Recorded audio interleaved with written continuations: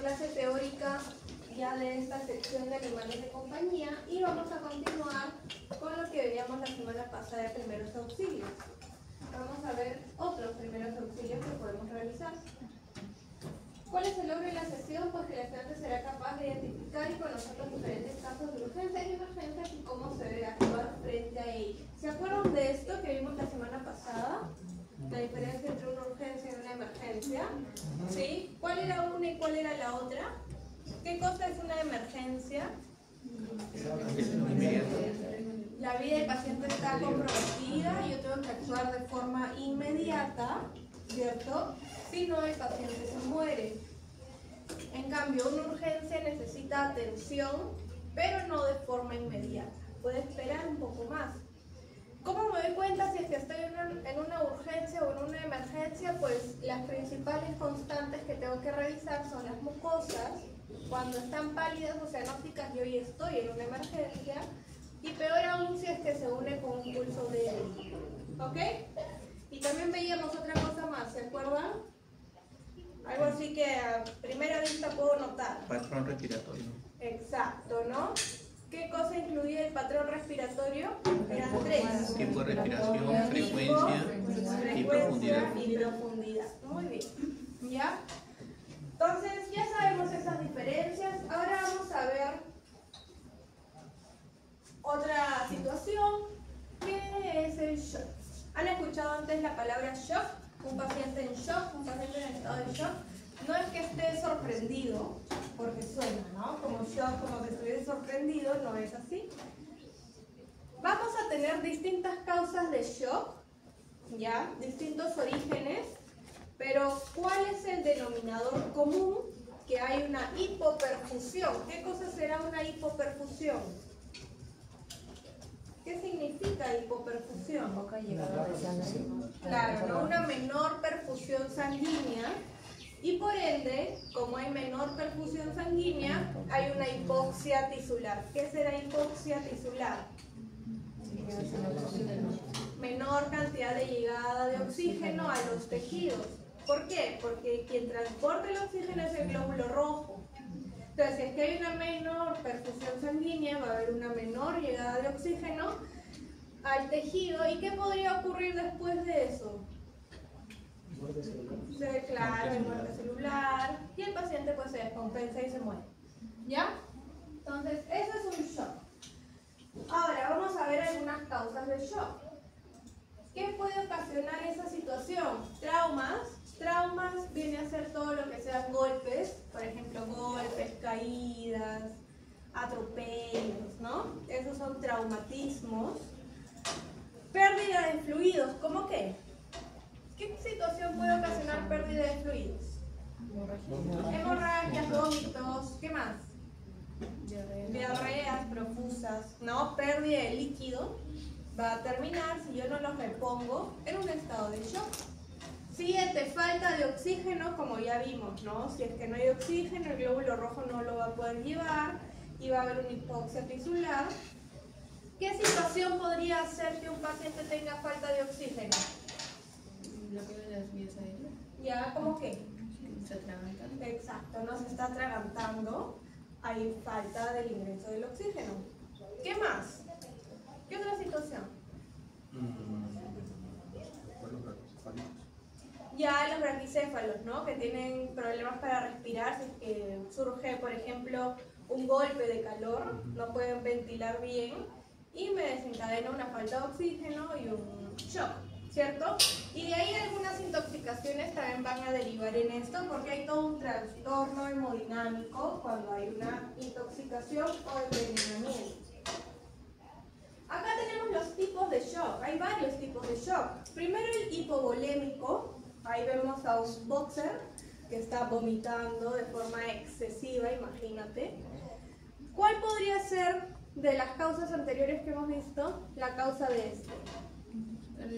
La pérdida de fluidos, claro, ¿no? Entonces hay pérdida de fluidos, pérdida de líquido y hay una hipovolemia, menor volumen sanguíneo. ¿Ok? ¿Vamos bien? Sí, me miran con cara de desconcertados. Pero hay un menor volumen sanguíneo y va a desencadenar en un shock. Siguiente tipo de shock, cardiogénico. ¿A qué le sonará cardiogénico? Exacto, ¿no? Un origen cardíaco. Cualquier patología cardíaca, si es que no se trata, puede terminar en una falla cardíaca, ¿no? Y desencadena en un shock porque hay un trastorno en la circulación. Entonces, cualquier problema cardíaco que tenga un paciente que no se trata, se va a llegar a descompensar. Si el corazón es la bomba, ¿no? Si lleva sangre a todo el cuerpo. Siguiente, obstructivo. ¿Ustedes saben interpretar radiografías? ¿Más o menos? Todavía no llevo a su curso, ¿no? De diagnóstico por imagen. Les voy a contar, ¿ya? En una radiografía, esta acá es una radiografía de tórax, ¿cierto? Ahí está la cabeza, aquí está la parte del abdomen, la cola. Todo lo que se ve de color negro, ¿sí? Es aire. Entonces, conociendo eso, ¿qué será este tubito de aquí? La tráquea, ¿no? La tráquea lleva aire a los pulmones. Pero acá tenemos solamente esta región de pulmón que se ve. Normalmente se debería ver todo esto así de pulmón hasta por acá. Y aquí el corazón. Pero hay algo acá, ¿no? Hay una opacidad, yo veo más blanco. Hay algo que está obstruyendo el parénquima pulmonar. Entonces el paciente solamente puede respirar con esto. No ingresa el aire. ¿Cuál sería la causa? Una disminución de oxígeno que veíamos, falta de oxígeno. ¿Y por qué podría ocurrir esto? A veces pasa que por problemas del corazón, toda esta zona se llena de líquido. O por problemas de tumores, toda esta zona se llena de líquido. Y es líquido que está ocupando parte del parénquima pulmonar o del área pulmonar, ¿no? Y el pulmón, de lo que es así grande, se retrae. Y solo puede respirar con esto. Entonces este paciente debe estar cianótico. ¿Qué técnica de las que hemos visto? ¿Qué técnica yo tendría que hacer para liberar este líquido? ¿Se acuerdan? Toracocentesis. ¿Se acuerdan lo que era la toracocentesis? Una punción en el tórax.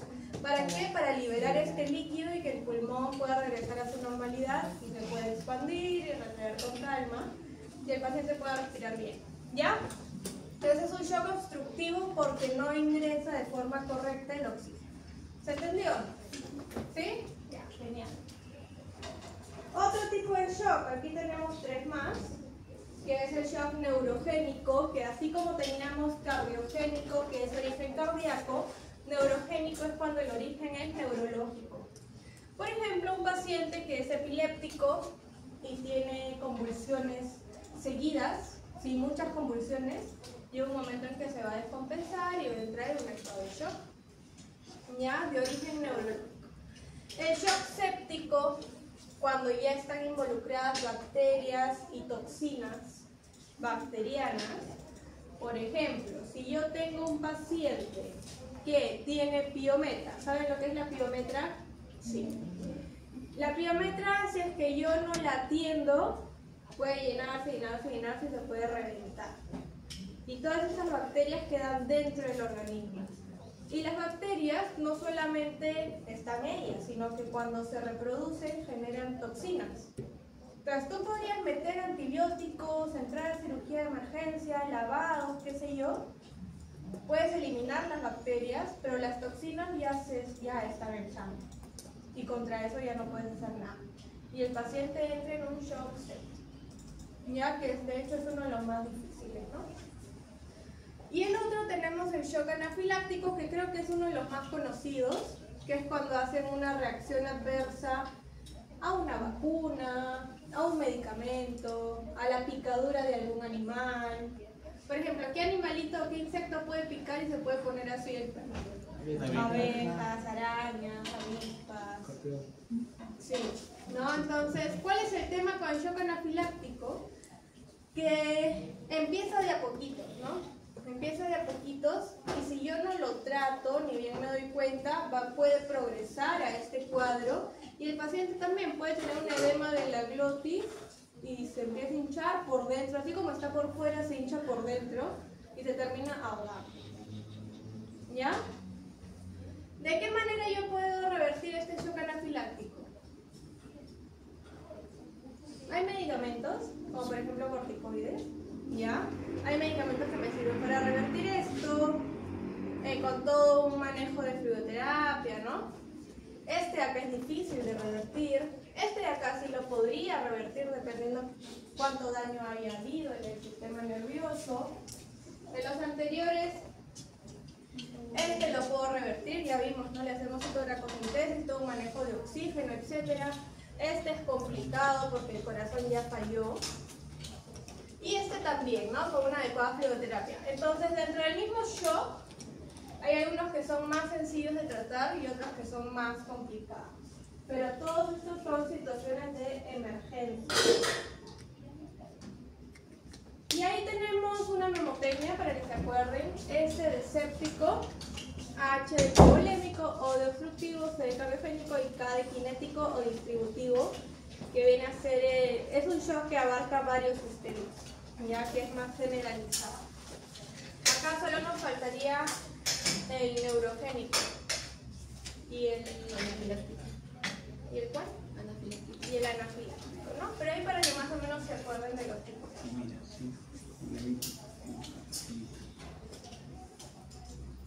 Y aquí tenemos, ¿no? Del más conocido que es el shock anafiláctico, yo les he traído estas tres palabritas para que logren diferenciar. ¿Ya? No es lo mismo un paciente que tiene alergia a un paciente que tiene anafilaxia, a un paciente que ya está en un shock anafiláctico. De hecho, progresa desde la alergia, ¿no? La alergia es una situación que el paciente tiene una irritación local, ¿no? Se mantiene ahí. Por ejemplo, ustedes se pueden echar una cremita y les hace alergia y se les pone esa zona donde se han echado, se pone rojo, ¿no? Y se empieza a picar. Eso es la alergia, ahí queda. Pero a veces ocurre que nuestro propio sistema inmune reacciona de forma exacerbada, ¿sí? De forma exagerada reacciona el organismo y empieza a progresar a una anafilaxia. Una anafilaxia es cuando ya se involucra un poco más, ¿no? Por ejemplo, qué sé yo, personas como yo, ¿no? Que son alérgicas al polvo, a la ropa que está guardada, ¿no? A estos ácaros. ¿Qué empiezas con estornudos? Esa es la alergia.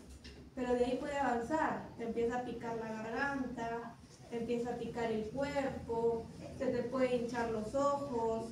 Entonces ya abarca más estructuras y se convierte en una anafilaxia. ¿Sí? ¿Y cuál es lo siguiente? Un shock anafiláctico, que ya es generalizado. Y normalmente se reconoce porque hay esta situación que se empieza a hinchar. ¿Saben cómo se llama esto? Cuando se hincha la cara. ¿Saben lo que es un edema? ¿Sí? Claro, ¿no? Una acumulación de líquido. Y cuando es netamente en la cara, se llama angioedema. Porque acá están los ojos, la boca, la nariz, las orejitas, seguramente. Un angioedema. Es cuando está así, en la cara toda hinchada. Y claro, ¿no? El tema es de que yo no sé qué paciente va a llegar hasta acá. Entonces, si yo detecto la alergia, acá yo la debería de tratar. ¿De qué manera se puede manifestar así? Enrojecimiento. Se puede manifestar que se empiezan a rascar mucho, que le salen pápulas, le salen ronchas. En algún momento también me ha pasado que he colocado alguna vacuna y el paciente ahí mismo no, sino después de horas, por ahí las orejas se le ponen rojas o le empiezan a salir ronchas. Y como me noto que tiene ronchas porque el pelo se para. El pelo se para porque está la roncha que lo está empujando, ¿no? El dueño nota que se rasca y ahí yo ya tengo que actuar porque yo no sé si es que puede terminar en esto, una situación de emergencia. ¿Ok? En ese caso, profesora, ¿con qué productos usa para revertir el problema de la alergia por vacuna? Nosotros deberíamos usar en realidad adrenalina, ¿ya? Pero si no tienes, ya usas corticoides, la Dex. ¿Cuál es el tema? Que el mismo corticoide puede influir con la misma vacuna, ¿no? Pero como es algo del mismo día, Puede influir, pero no tanto como si tú le pusieras Dexa pues 3, 4, 5 días, imagínate. Entonces, si no tienes nada más, utilizas eso. Y con una sola toma debería bastar. Y para el siguiente, la siguiente vacuna, cambias de laboratorio, ¿no? Porque muchas veces hacen alergia a la vacuna de un laboratorio.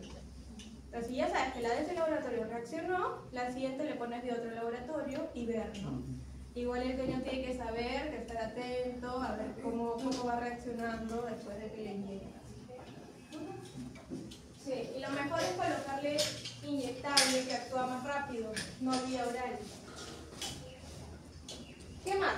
Entonces, acá tenemos qué cosa hacer, identificamos la causa de shock, verificamos los signos vitales, que ya hemos hablado de eso la semana pasada, y por último detener la causa, ¿no? Es un manejo de mantenimiento, mucha fluidoterapia, oxigenoterapia, y ya de ahí lo que esté manifestando se manda tratamiento específico, ¿no? Como protectores gástricos, protectores hepáticos, antibióticos, qué sé yo, ¿no? Seguro que empieza a tener.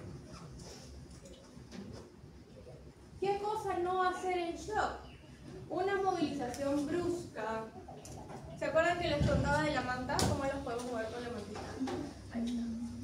¿Por qué no puedo mover bruscamente al paciente? Imagínate, tengo un paciente que está en shock, se cayó del cuarto piso y entró en un estado de shock y yo agarro así, lo cargo, ¿no? Y me lo llevo al veterinario. ¿Qué podría ocurrir? O un paciente que tiene un tumor en el vaso, en el hígado, y ese tumor se rompió. Claro que yo no sé, ¿no? Porque necesito una ecografía, pero lo veo que se descompensa de un momento a otro. Yo agarro, lo cargo, me lo llevo, o así. ¿Qué podría pasar? Si fuese, por ejemplo, una hemorragia, se disemina, ¿no? Claro, hay más daño, ¿no? Si yo lo muevo bruscamente, hay más daño de estructuras, que yo no sé en realidad qué cosa se ha dañado y qué cosa no. Entonces, mientras más movimiento haya, se puede haber mayor afectación. También si es que esto cursa con dolor, el paciente va a tener más dolor, si es que yo lo muevo bruscamente, más estrés, exacto. ¿Qué cosa tampoco dar? Sustancias vía oral. ¿Por qué? ¿Por qué no damos nada vía oral? Por efectividad, ¿no? ¿Por qué? ¿Qué efectividad? De la rapidez. Exacto, ¿no? Primero que va a ser muy lento, ¿no? Va a ser muy lento. ¿Cuáles serían las vías ideales? Intravenoso, en el peor de los casos intramuscular, ¿no? Pero intravenoso es mi primera opción. Y también recuerden, chicos, que estos pacientes en estado de shock muchas veces también están inconscientes. Ya también entra un estado de inconsciencia y no van a poder deglutir. Se van a atorar, se van a ahogar, no va a pasar la pastilla. ¿Ya? ¿Y qué más? También, si es que yo le doy algo bioral, cuando lo lleve al veterinario, de repente el veterinario ya no le puede poner medicamentos intravenosos porque sería darle una sobredosis. ¿Sí? Ya. Y por último, negar la atención, ¿no? Siempre tenemos que atender. Yo sé que algunas veterinarias cierran por 7 de la noche y justo te llegan 6:55. Cuando estás alistándote para salir, llega una emergencia. Bueno, de repente yo no estoy capacitado para atender una emergencia, pero lo estabilizo, le pongo su fluido, oxígeno, todo y lo derivo a una clínica que sea de 24 horas donde se pueda quedar internado. ¿Ya? Pero siempre tenemos que hacer algo por nuestros pacientes. Listo. ¿Preguntas con shock? ¿No? Ya. Vamos a ir ahora con la otra situación, que es una fractura. Fractura nos dice, ¿no? Una pérdida en la continuidad normal de la sustancia ósea o cartilaginosa. Yo les voy a preguntar algo y para esto voy a hacer un dibujo.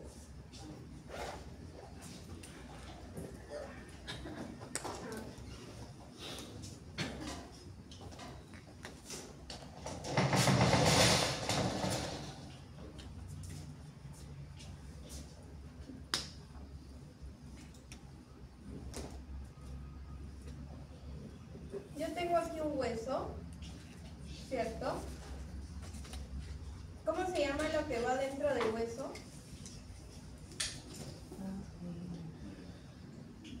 ¿Qué hay acá adentro?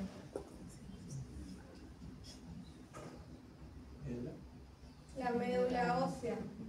¿Para qué sirve la médula ósea?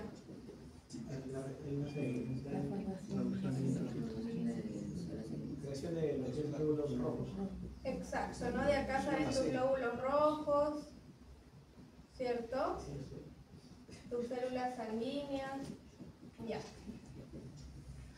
Entonces, el hueso tiene una corteza, ¿ya? Y una médula, ¿cierto? Una fractura nos dice es una pérdida de la continuidad normal de la sustancia ósea o cartilaginosa. Entonces, quiere decir que ocurre esto, ¿cierto? Esta es una fractura, ¿verdad? ¿Sí? Pérdida de la continuidad. Hay una pérdida de continuidad. Ahora, ¿qué pasa si es que solamente ocurre en un lado y el otro no se llega a romper? ¿Considerado fractura? También, ¿ya? O sea, no necesariamente tiene que haber una ruptura total, sino puede ser también de una cortical, porque cumple con la definición, una pérdida de la continuidad ósea, ya se considera una fractura. ¿Qué cosa será? Tenemos así. ¿Qué cosa será cuando se raja, pero no se rompe? Se rajó porque hubo un golpe fuerte, pero no se rompió por completo. ¿Fisuras? Una fisura. ¿Ya? Fisura es cuando se raja. ¿Ya? Como cuando a veces en la pared se abre por ahí. Ya, esa es una fisura. ¿Sí? Que no es que se rompa, sino se rajó. Luego tenemos... Para esos términos que a veces uno se confunde. Acá tenemos cuando viene otro hueso,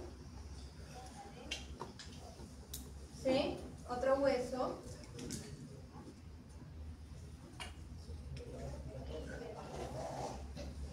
¿No? Tenemos la articulación. Pero ¿cómo se llama cuando esta articulación se sale? Luxación. Ya, luxación es cuando la articulación se sale, por ejemplo, luxación de rótula, ¿no? Que está la rótula acá y la rótula se sale del lugar. Esa es una luxación. Y nosotros tenemos que el hueso, acá hay músculo por encima y la parte final del músculo son los tendones, ¿verdad? O sea, está el paquete muscular, ya, está el paquete muscular ahí cogiendo el hueso, y al final están los tendones, que son los que unen hueso con hueso prácticamente. Y a veces pasa que yo estoy así y tengo un tirón y se me inflama el tendón o los ligamentos que están acá. ¿Cómo se llama eso? Desgarro. No, esguince. ¿Ya? Esto, el esguince es cuando es un problema de tendones o ligamentos, es netamente una inflamación. Cuando se zafa una articulación se conoce como luxación. Tenemos la rajadura, que es una fisura, y la ruptura, que es una fractura. ¿Ya? Entonces, términos importantes que a veces alguno se confunde. Una fisura se puede transformar en una fractura. ¿Ya? O sea, de la fisura, que es la rajadura, se puede romper por completo y transformarse en una fractura, y es por eso que tengo que tener cuidado al momento de movilizarlo. O sea, lo que llaman mayormente luxación, es como la luxación patelar, es igual que decir dislocación, ¿no? No. ¿Se ha dislocado? Sí. ¿Sí, no? Sí. Pero la correcta es luxación. Sí. Ahora, una fractura cumple con todos estos parámetros. Primero, dolor, hemorragia, ¿no? El hueso ya vimos que tiene la médula ósea, entonces cuando se rompe sangra muchísimo, ¿ya? Solamente que a veces no se nota porque es una hemorragia que está adentro, ¿ok? Surge con moretones, porque ahí ya se empieza a ver la sangre que está dentro. Con deformidad por toda la inflamación, por toda la hinchazón y por último incapacidad para el uso. ¿Ya? ¿Qué hago en una fractura? Inmovilizo. ¿Para qué inmovilizo? No generar No generar mayor daño, mayor dolor. ¿Ya? ¿Con qué puedo inmovilizar? Una tablita, un palo, ¿cierto? Lo que se conoce como una férula. O con un vendaje, que hoy día vamos a hacer vendajes. ¿Listo? Detenemos el sangrado siempre y cuando este sangrado sea un sangrado externo, que se note. Cubrimos la herida que haya quedado, siempre y cuando haya habido la fractura y el hueso haya roto la piel, ¿no? Y se haya salido. Y no manipulamos. Acá tenemos una patita. ¿Dónde notan la fractura?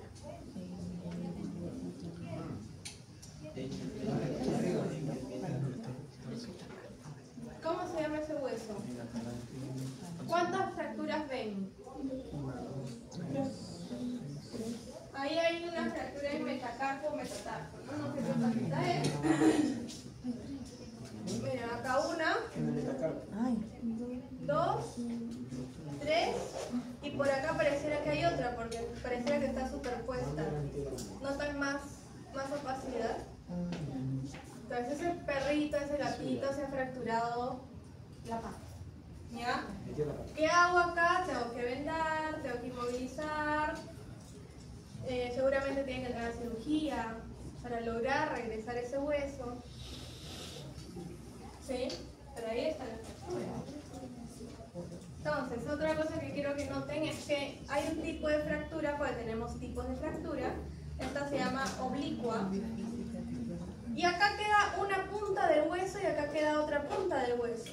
Y si hay movilización, o sea, si el paciente mueve esa pata, esta punta va a empezar a dañar el tejido que está adyacente, los tendones, ligamentos, vasos sanguíneos, nervios. Entonces el daño es mayor. Por eso es que yo tengo que inmovilizar. Y aparte también al inmovilizar ayuda a controlar el dolor. ¿Qué más? Proveer el soporte, que es básicamente la inmovilización. Compresas frías. ¿Para qué puedo usar compresas frías? Para bajar la inflamación. ¿Qué más? Hacer una vasoconstricción. Exacto, ¿no? Detener el sangrado. ¿Qué más? Uno más. ¿Qué más hace el frío? También controlar el dolor. ¿Ya? Y no ingerir alimentos ni bebidas. ¿Por qué no le voy a dar de comer ni de tomar agua en las siguientes horas? O ahí mismo. Es que si toma agua también aumentaría la presión, ¿no? Podría ser, pero movilizarse para comer. claro, aparte este paciente no es que esté deshidratado, no es que esté con hambre, o sea, es un paciente que lo más normal estaba ahí en su casa y de repente salió a la calle y lo tropezó y se fracturó. O estaba en lo más normal, se tropezó en las escaleras, se cayó en las escaleras y se fracturó. O vino alguien y se le cayó algo encima de la patita y le fracturó la pata.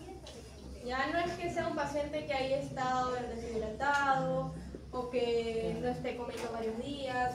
Aparte, chicos, muy probable que estos pacientes cuando tienen fracturas, la resolución sea mediante cirugía.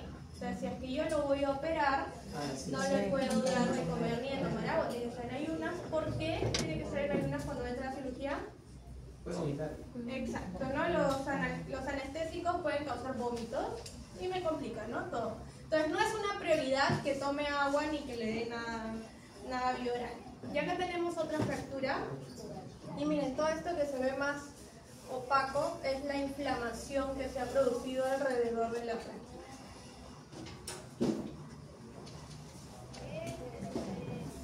Y ahí recordando un poquito, ¿no? Ya sabíamos que el hueso tiene algunas partes, que es la epífisis, que son los extremos, la diáfisis, lo de en medio, y la metáfisis, que es la línea de crecimiento, ¿no? Tenemos una corteza, una médula, Y tenemos también la cápsula articular, que contiene el líquido sinovial, que es para que haya una buena lubricación. Y a veces ocurre que se rompe esta cápsula y este líquido sale, ¿no? Ajá, exacto. Entonces también es otra complicación que puede haber. No todas las articulaciones tienen, solo las que son más grandes, como la rodilla, el codo. Ya los dedos, por ejemplo, no es que tengan tanto líquido. Y ahí tenemos los tipos de fracturas. Acá tenemos, la primerita es un hueso normal. La segunda es una fractura por abulsión. Miren aquí. Esta fractura por abulsión es como un desgarro del hueso, que normalmente el ligamento jala, ¿sí? Jala y se fractura esa partecita, que es en la epífisis. Ahí. ¿No? Ahí se fracturó, eso es una fractura por abulsión. Otra fractura es esta de acá, que se llama entallo verde, que solamente hay ruptura de una cortical y la otra no. ¿Por qué se llamará entallo verde? ¿Han escuchado antes ese nombre? Fractura de entallo verde. ¿Por qué creen que se llama así? ¿Han visto esas ramitas que son bien verdecitas y tú las doblas y se rompen y no se rompen por completo y queda un hilo, un trozo de planta? Sí. Por eso le pusieron ese nombre, porque se rompe un lado y el otro no. La otra, fractura transversal o transversa, acá, ¿cierto? La otra, fractura segmental, que queda un segmento. La que les decía hace un rato, la oblicua, ¿no? Que es así en diagonal. Otra fractura que es la espiral, que es muy parecida a la oblicua, solamente que gira sobre su propio eje. Ya, en la espiral. Y la fractura incongruenta, que se hacen varios pedacitos de hueso, como que el hueso se tritura, ¿no? Y se quedan varios pedacitos de hueso, muy conocido como fractura por bala también, que queda así. ¿Y qué más hay acá? Y lineal, o lineal, ¿no? Que es una fractura longitudinal, que también hay una ruptura, ¿no? De la corteza, por eso se considera fractura. ¿Están tocando? Cada tipo de fractura tiene su propia resolución. Eso ustedes ya lo van a aprender en su otro curso. Hay un electivo que se llama traumatología y ortopedia. Es interesante, sería bueno que se metan. Porque tú acá tienes que controlar mucho las fuerzas. Recordemos que hay paquetes musculares que rodean el hueso y el músculo jala. Entonces tú tienes que controlar qué fuerza ejerce ese músculo. Por ejemplo, la de acá, ¿no? Primero tú tienes que controlar la fuerza que va así, ¿sí? Y la fuerza que va así. Entonces normalmente se coloca un clavo intramedular para mantener el hueso ahí, ¿no? Y que no se me vaya, un clavo intramedular. Y también se les ponen placas, ¿no? Placas o una fijación externa para que el hueso no se haga así. Entonces uno controla esta y otra. ¿Has visto esas fijaciones externas? Que son perritos que tienen como clavos que les salen de las patas para controlarlas, ¿no? Y de ahí eso se quita, obviamente, ¿no? El perro no se queda con eso toda la vida. O sea, se le pone durante un tiempo hasta que terminen solucionarse, en cicatrizarse. Se le toman placas radiográficas para ver cómo va formándose el callo óseo, ¿no? Que es toda una cicatrización de la misma fractura. Y una vez que ya está, se le retira, se corta y se jala. Y algo que tienen que saber también es que luego de que una fractura se soluciona, es muy probable que el paciente no vuelva a caminar igual. ¿Ya? Siempre quedan ahí con algunas secuelas. ¿Sí? También tenemos ese tipo, ¿no? Cuando son cerradas o cuando son expuestas o abiertas. Claro que aquí hay que hacer también todo un manejo de la piel y de la herida que se hizo. Ahí, vamos a ver ese videito.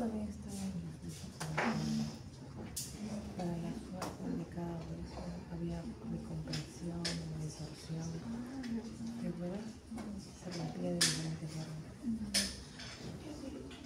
¿Alguien de acá ha sufrido alguna fractura? No. ¿Alguno se ha fracturado alguna vez algo? ¿No? Yo sí. ¿Sí? ¿Qué cosa?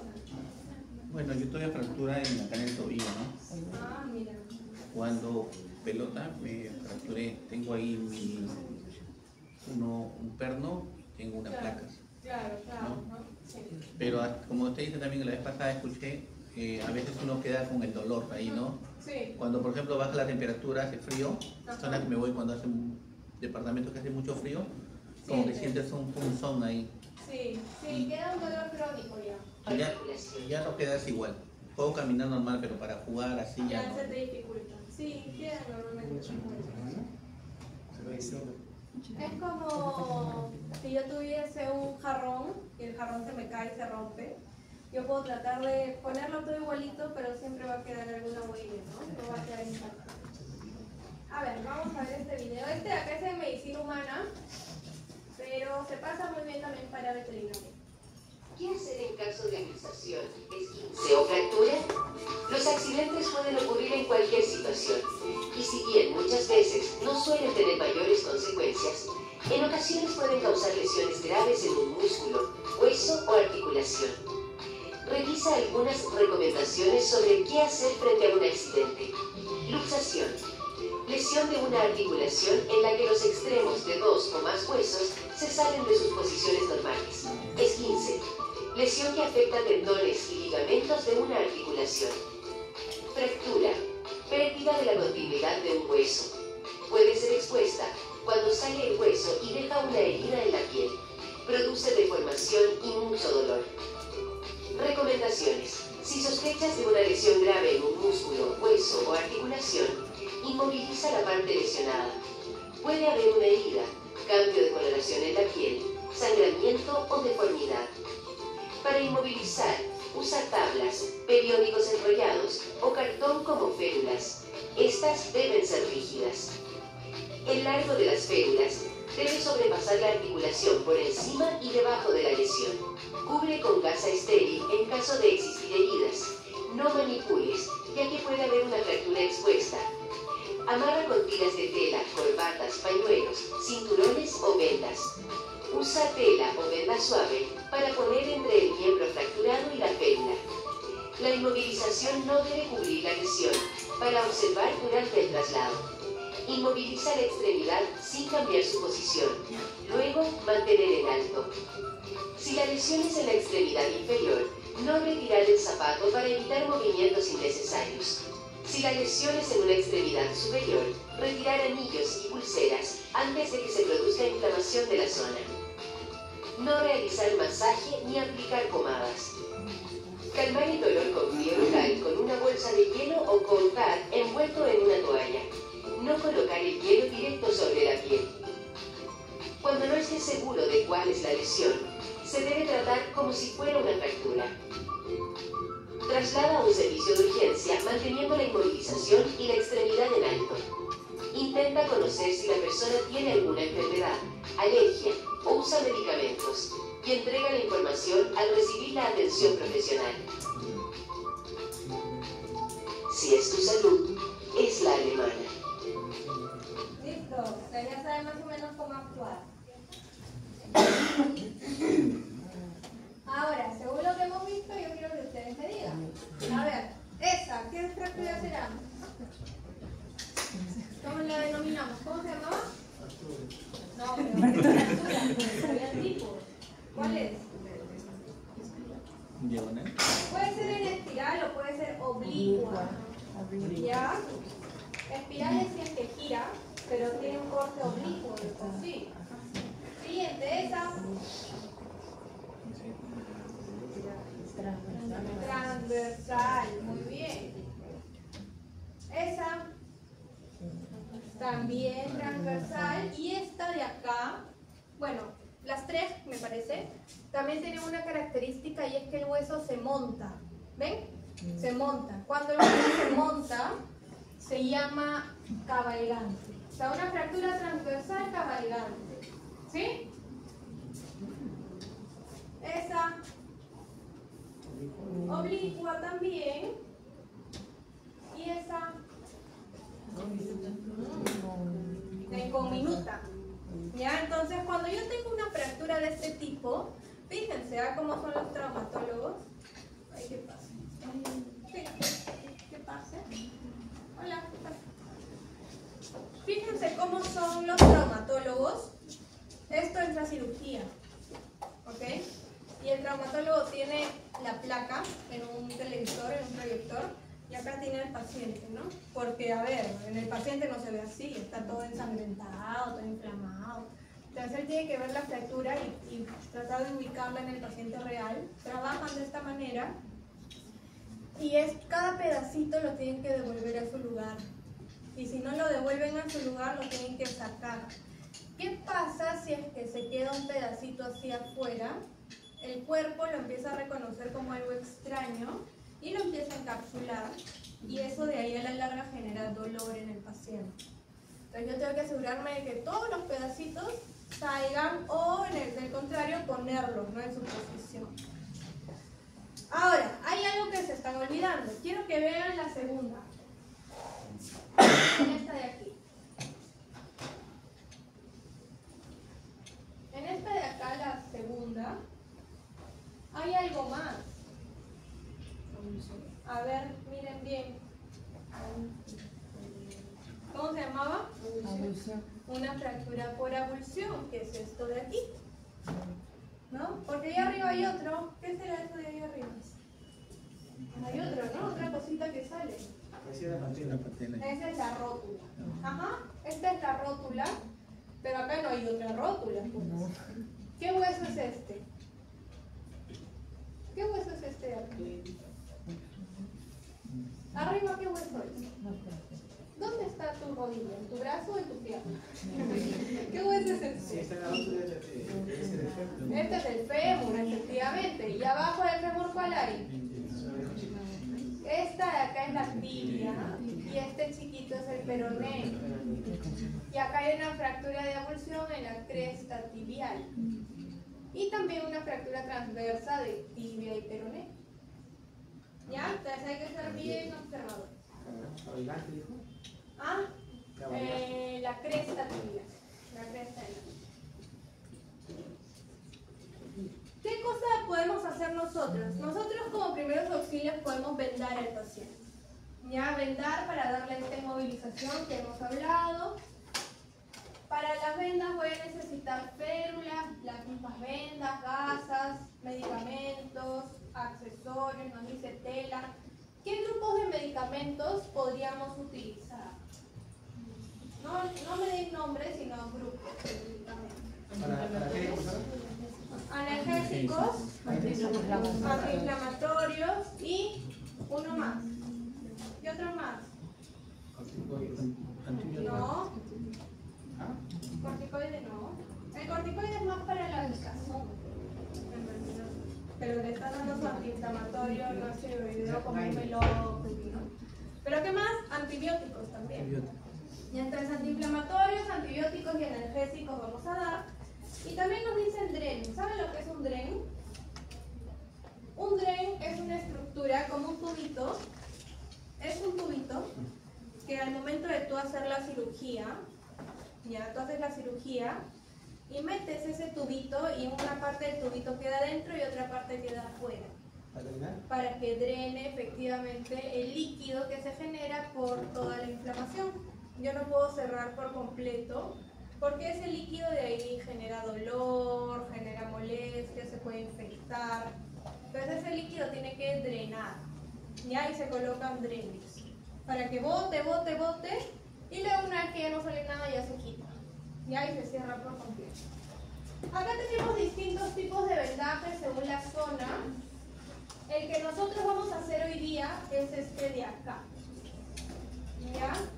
Este es rojo. Los rojos vamos a hacer hoy día, que se llama vendaje de Robert Jones. Vamos a verlo más adelante. Entonces me dice, ¿no? ¿Cuándo realizar un vendaje? El vendaje nos va a proporcionar hemostasia porque va a hacer presión, va a disminuir el sangrado, aísla la herida en caso haya una herida del medio externo y evita infecciones, estabiliza la lesión, ¿no? Nos da la inmovilización que queremos, eso mismo hace que se minimice el dolor, evita que el daño sea mayor, pero es una medida transitoria, ¿ya? Si es que la lesión no es muy grave, a ver, escúchenme, si es que no es muy grave, se puede solucionar con vendaje. Si no, tiene que entrar a cirugía. Y el vendaje lo haces antes de la cirugía para estabilizar y después de la cirugía también se manda hasta que se recupere por completo. Pero ¿cuál es el problema? ¿No? Sí, que tenemos que ir cambiándolo porque se lo empiezan a morder, a sacar. Y ese es el vendaje de Robert Jones. El vendaje de Robert Jones me dice que me va a dar muy buena estabilización temporal de las luxaciones y fracturas, pero tiene que tener ciertas condiciones esta fractura, que tiene que ser debajo del codo, miren, debajo del codo, como vemos en la foto de los rostros, ¿no? Debajo del codo, debajo de la rodilla o fémur distal, por acá, ¿ya? Pero si es que es más arriba, yo ya no voy a usar el de Robert Jones, sino se usa otro. ¿Sí? ¿Por qué tienen que cumplir esta condición? Porque para que el vendaje sea efectivo tiene que coger dos articulaciones. Entonces, si la lesión está acá está mi codo, si acá está la fractura, yo hago el vendaje y cojo dos articulaciones, que es la del codo y la de la muñeca. ¿Sí? Pero imagínate si la fractura está acá. Yo tengo que coger el codo y tengo que coger el hombro. Y para coger el hombro tengo que vendar casi medio tórax, entonces es más difícil y ese vendaje ya lleva otros nombres, ¿ya? Entonces nos dice, ¿no? Posterior a la cirugía principalmente disminuye el edema, disminuye el dolor y traumas secundarios a las estructuras que están cerca como vasos y nervios. Estos son los materiales para el vendaje. Tenemos algodón de esa manera, el rollo de algodón. Tengo las vendas, pueden ser de tela o pueden ser estas vendas, ¿las conocen? La venda Cobán es una venda autoadherente que se pega sobre ella misma. Tengo el esparadrapo y tijeras.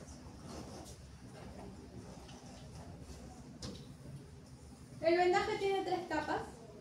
La primera es la capa de contacto. Acá tenemos una patita, ¿no? A ver, voy a usar el puntero para no tocarme la pizarra. Acá tenemos una patita, ¿cierto?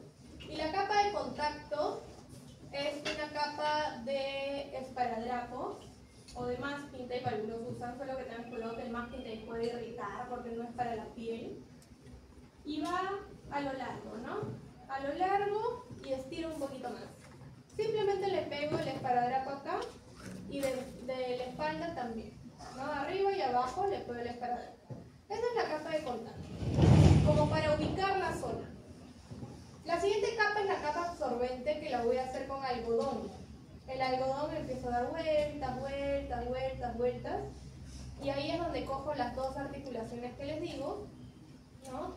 Y la siguiente capa, que es la externa o envolvente, es con la gasa. Que hago lo mismo, vuelta, vuelta, vuelta, vuelta. Entonces eso ya le da una muy buena estabilidad.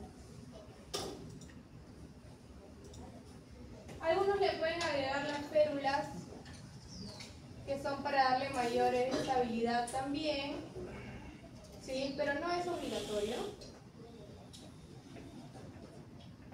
Y acá tenemos cómo le están haciendo. Primera capa, ¿cómo se llamaba? La capa de contacto.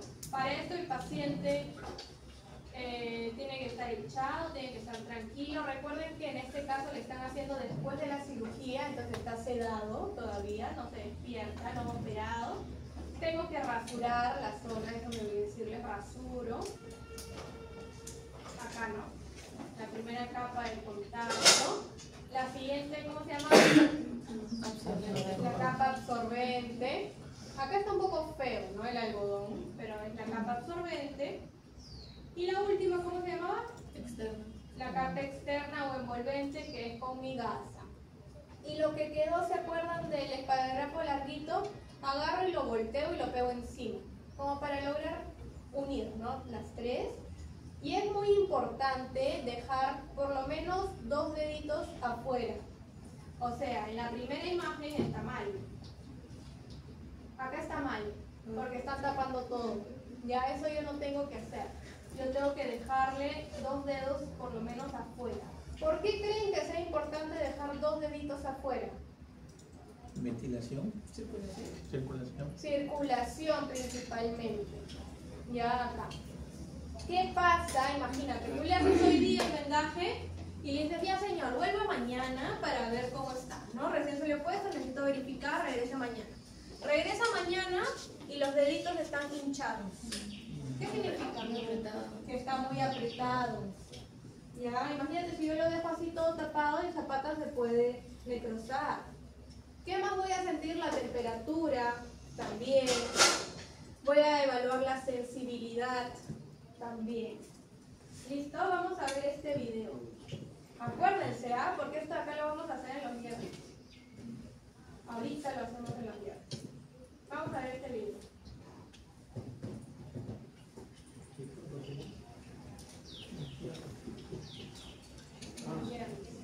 Tareas que pueden... Acá. No te entiendo. En el vendaje, Ya. está mencionado. Ahorita, claro, ahorita lo vemos. Ya, con eso seguramente te va a quedar más claro.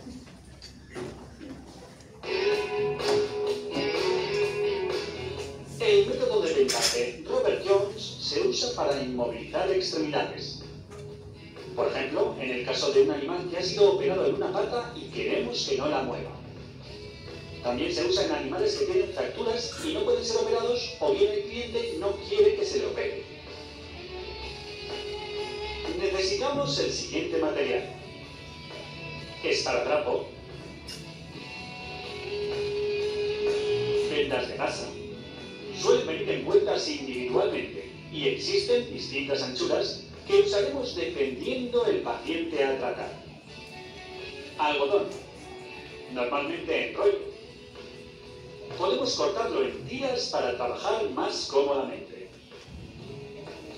Venda cohesiva. Es una venda elástica y autoadhesiva. Tijeras de punta redondeada.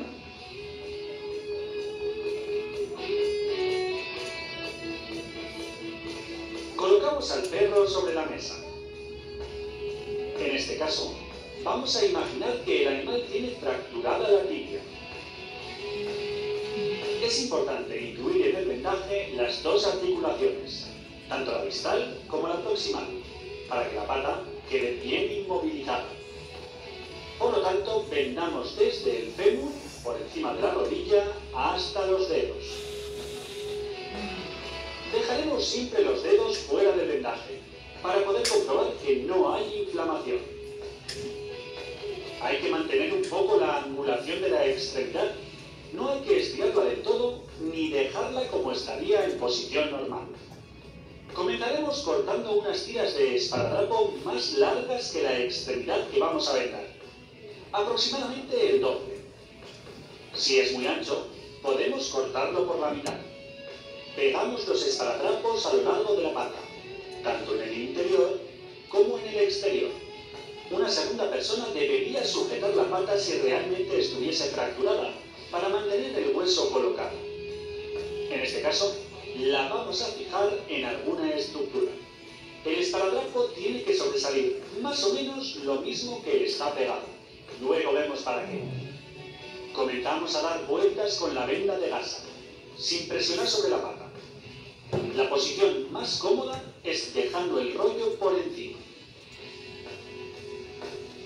Es importante no presionar para evitar la pérdida de circulación y la necrosis.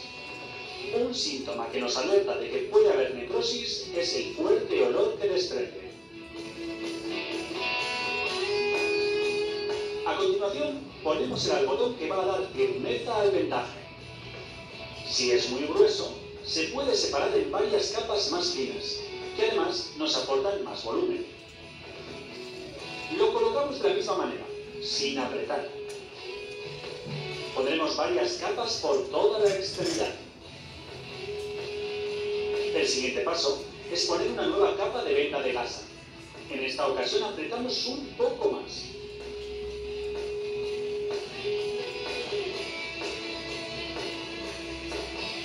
Ponemos esparadrapo al final para fijar la venda y que no se suelte. Antes de poner la venda cohesiva, vamos a girar la parte de esparadrapo que sobresale y lo pegamos encima de la última capa que hemos puesto. De esta manera, conseguimos que la venda no se baje y los dedos queden más libres.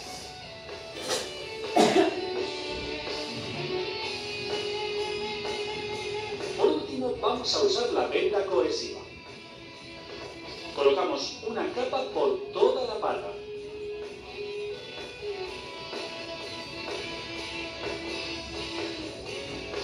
Está bien poner un trozo de esparadrapo aunque la venda sea autoadhesiva, para evitar que se deshaga el vendaje. Es importante que no se moje el vendaje para una mayor higiene. El tiempo que dejaremos la extremidad inmovilizada dependerá de la patología que motiva el vendaje y de otros factores como la edad del paciente. Si es necesario el uso del vendaje en más de 15 días, es recomendable quitarlo y hacer uno nuevo. De esta manera, la piel respira un poco y podemos comprobar el estado de la misma. Para quitar el vendaje, usaremos las tijeras de punta redondeada, evitando herir al animal. Si la venda es muy gruesa, vamos cortando poco a poco las distintas capas, siempre con cuidado de no forzar la posición de la extremidad del paciente. Ahora ya sabemos realizar un vendaje Robert Jones. Ten en cuenta que después de haber tenido al paciente con la extremidad inmovilizada, puede necesitar rehabilitación. Puedes ver este vídeo todo. Listo, ¿vieron? Ahí utilizan otro producto, ¿no? Que es la venda de gasa. Es una adaptación, ¿ya? Es una adaptación, algo que también pueden colocar para darle mayor estabilidad. ¿Todo bien con el vendaje, con las fracturas? ¿Sí? ¿Dudas con esta parte? ¿No? Ya. Siguiente tenemos la hemorragia, que esto acá es sencillo, ¿no? Acá vamos a hablar hemorragias externas, porque en hemorragias internas ya a veces no podemos hacer mucho, ¿no? Como primeros auxilios. Entonces, básicamente, ¿qué me dice que es la hemorragia? Es cuando sale sangre del aparato circulatorio provocada por ruptura de vasos sanguíneos como venas, arterias o capilares. Muy común ver, bueno, no tan común, pero ver que a veces cortamos uñas, cortamos de más y sangra y sangra y sangra. Acá debe haber habido un mayor daño, ¿no? Pero básicamente, ¿cómo es que yo voy a brindar los primeros auxilios? Realizando una compresión. Realizando una compresión para detener el sangrado, en lo que lo lleva a la atención especializada. Entonces me dice realizar presión directa para cohibir el sangrado con posterior vendaje y desinfección de la herida. Ahí tenemos el gatito, ¿no? Este gatito que tiene una herida acá en el lomo y me comentan que yo tengo que cubrir la herida con una almohadilla empapada en agua fría. ¿Por qué en agua fría? Para desinflamar y hacer una vasoconstricción. Ahora me dice, si la hemorragia no cesa, asegurar la almohadilla con un vendaje y colocar encima otra. Y si no cesa, pues hacer un segundo vendaje, ¿ya? Y llevarlo al veterinario para ver qué cosa se le hace. Seguramente lo tienen que suturar, que es así tan grave que no pasa con aplicando presión. Entonces, solamente esto con hemorragias. Y tenemos otras emergencias. Yo en esta clase y en la clase anterior les he dado las más comunes, pero a veces hay situaciones que ocurren que a uno ni se le pasa por la mente. Por ejemplo esto, ¿no? Bueno, esas son quemaduras. Es una quemadura grande, ¿no? Mira qué feo. O sea, son fotos sacadas de internet. Pero mira qué viva, ¿no? Esa herida, qué hermosa. Pues ahí tengo que tener mucho manejo analgésico, controlar mucho el dolor, colocar estos parches para quemados, ¿no? Para que ayude a regenerar la piel. Y demora. Y controlar también las infecciones secundarias. Ahí les puse por el caso del golpe de calor. Por ejemplo, si es que hay golpe de calor, ¿qué hacemos, chicos? Meterlo al agua fría, ¿sí? Coger hielito o compresas frías y ponerle en las axilas, ingle, pecho, llevarlo a un lugar de sombra si está en el sol, ¿ya? Y esperar a que baje la temperatura, nada más. Ahora, no es agua helada, también tengo que cuidar eso, no es agua helada porque puede llevarlo a una hipotermia, pero es un agua fría, agua del caño, ¿sí? La temperatura que sale del caño y mojarlo. Y luego ya se le pone oxígeno, fluidoterapia, ¿no? Todo un manejo. Ahí tenemos cuando consumen raticidas. Aquí hablábamos un poco la semana pasada sobre las intoxicaciones, que yo puedo estimular el vómito siempre y cuando el paciente todavía no esté manifestando signos, siempre y cuando yo haya visto que ha consumido raticida. ¿De qué manera puedo estimular el vómito en un perro o en un gato? ¿Alguna idea? Si tú le metes el dedo, ¿va a vomitar? Te mueve. ¿Cómo se estimula el vómito? Le das un puñado así de sal y se lo metes a la boca, y como es algo así sobresaturado va a vomitar. Y también con agua oxigenada, le das un par de cucharaditas de agua oxigenada y eso estimula que vomite. No sabía. Ya. Y luego también en algunos casos, bueno, se hacen lavados gástricos, ¿no? Cuando es algo ya más grave, los lavados gástricos con el carbón activado. Una vez que se recupera, se le manda carbón activado para que éste recolecte las partículas de veneno que hayan quedado. Pero depende mucho qué veneno ha consumido. Yo les decía, ¿no? Si es que ha consumido algo irritante, algún tipo de ácido, eso irrita al entrar e irrita al salir. Entonces ahí no es bueno estimular el vómito. ¿Ya? Ahí, ¿qué será eso? Un prolapso anal, ¿no? Miren qué feo. Una situación también que tenemos que actuar acá, hay que tener, ¿qué manejo yo puedo dar? Bueno, principalmente evitar que se contamine. Sí, evitar que se contamine, y ahí sí tienes que llevarlo a que lo operen. No, se tiene que entrar a cirugía sí o sí. Pero también es algo que puede ocurrir. Ahí, ¿qué será eso?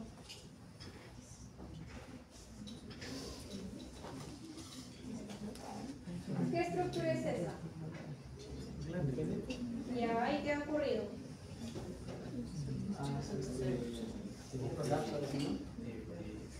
¿Han escuchado lo que es una fimosis o una parafimosis? Es cuando, no me acuerdo cuál es uno y cuál es el otro. Déjenme buscar ahorita les aclaro. Ahorita les aclaro, ¿no? Pero es algo que pasa. Yo he visto casos así y es lo que tienen que operar.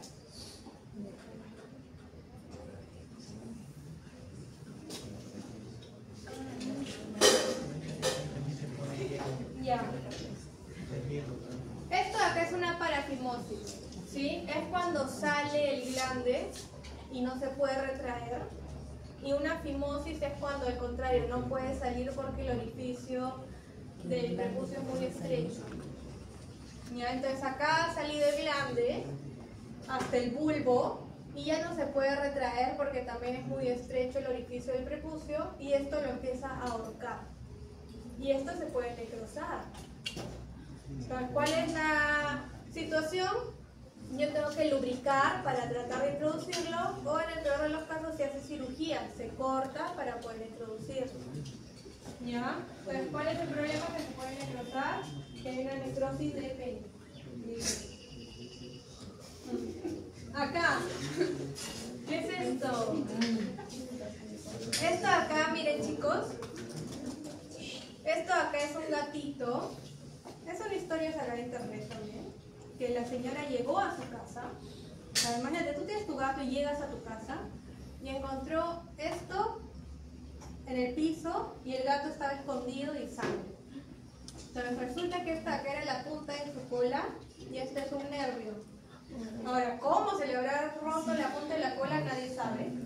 Pero miren qué puede ocurrir también. Acá, un perro que fue atacado por otro perro y le fracturó toda la mandíbula y miren la cantidad de sangre. Como miren acá hay un diente. Son situaciones de emergencia. Imagínate ver a tu perro así, que ataque. Y esto, peor. Un perrito que esto sí fue una persona que le clavó algo. Miren cómo le clavó un palo y salió por el ojo, pero milagrosamente no se sabe cómo, no dañó ningún tipo de estructura. O sea, el perro conservó su ojo, parece que fue algo medio así externo, no tan profundo. Y pasa, entonces a veces hay situaciones que a uno ni se les ocurre, o perros que se caen, gatos que se caen y se quedan clavados en las rejas, tú tienes que cortar la reja y llevártelo con eso. Si yo lo saco de la reja, el mismo objeto hace de hemostasia. Entonces si tú lo sacas, va a haber todo un sangrado mayor, una hemorragia. Personas que acuchillan animales. Entonces hay cosas así que uno no hace así. Pues ya pasa que uno tiene que actuar por criterio, ¿no? Y aquí ya les he traído cuándo inducir al vómito y cuándo no. Esto para que tengan la información. Normalmente el punto de quiebre son 2 horas. ¿Ya? Si es que ya pasaron más horas de que se ingirió el tóxico, eso ya no está en el estómago, entonces no tendría mucho sentido inducir el vómito porque no va a botar nada. Entonces tiene que ser dentro de las 2 horas, 1 o 2 horas en el paciente asintomático. Si es que ya presenta signos, es que ya se absorbió también ese tóxico. Nos dice, básicamente, bueno, es lo mismo, ¿no? ¿Cuándo no? Cuando tenemos un paciente ya con signos, un paciente con alguna patología adyacente que predispone a neumonía por aspiración, como un megaesófago, parálisis laringia. ¿Se acuerdan que era neumonía por aspiración? Cuando se va por tráquea en vez de por esófago, ¿no? Entonces hay condiciones que pueden predisponer a eso. Cuando es un tóxico corrosivo, lejía, pilas, las pilas, hay que tener mucho cuidado porque las pilas secretan una sustancia, ¿sí?